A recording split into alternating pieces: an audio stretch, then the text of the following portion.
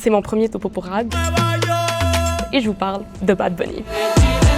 Bad Bunny a lancé sa tournée mondiale avec une résidence de 30 spectacles, non pas à Las Vegas, mais à Porto Rico.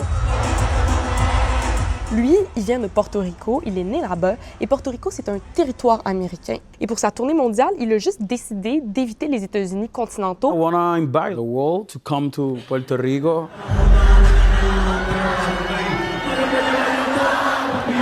Sur les réseaux sociaux, cette décision a été interprétée comme un acte de solidarité envers sa communauté portoricaine. He is making the U.S. show up for Puerto Rico. Is this resistance? Dans mon téléphone, je vais vous montrer ça tout de suite. Dans mes notes, depuis que Bad Bunny a sorti son album en janvier, je me demande expliquer relation entre Porto Rico et les États-Unis.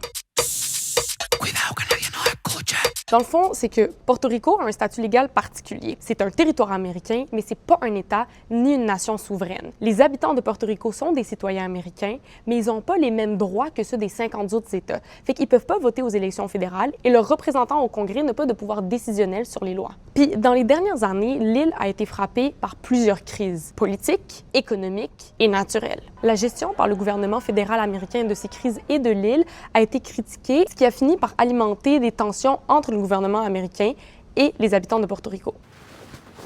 Sa résidence, qui veut dire « je veux pas partir d'ici », c'est une occasion pour lui de faire rayonner la culture portoricaine et aussi de stimuler l'économie locale. D'ailleurs, on estime les retombées économiques de sa résidence à 377 millions de dollars. Puis c'est pas juste une question de retombées économiques. L'album de Bad Bunny est, selon les critiques, le plus politique à date. I want to apologize to the immigrants in America. Puis on voit même des référents au militantisme portoricain dans son clip Nueva York. Les chansons de Bad Bunny sont aussi analysées par plusieurs experts comme soutenant le nationalisme portoricain, qui est un sentiment qui prend vraiment de l'ampleur sur l'île caribéenne. Un référendum symbolique sur l'avenir de l'île a été mené en 2024, puis montre que plus de 40% des voix voulaient que Porto Rico devienne soit indépendante, soit davantage souveraine par un statut d'association libre. C'est sans précédent. Mais le futur de Porto Rico, il reste quand même incertain. On ne sait pas si ça va devenir un État, si ça va rester un territoire ou ça va devenir une nation souveraine. C'est une question qui se pose depuis 75 ans et d'ailleurs, je vais sûrement continuer de me la poser, fait que finalement, j'ai peut-être pas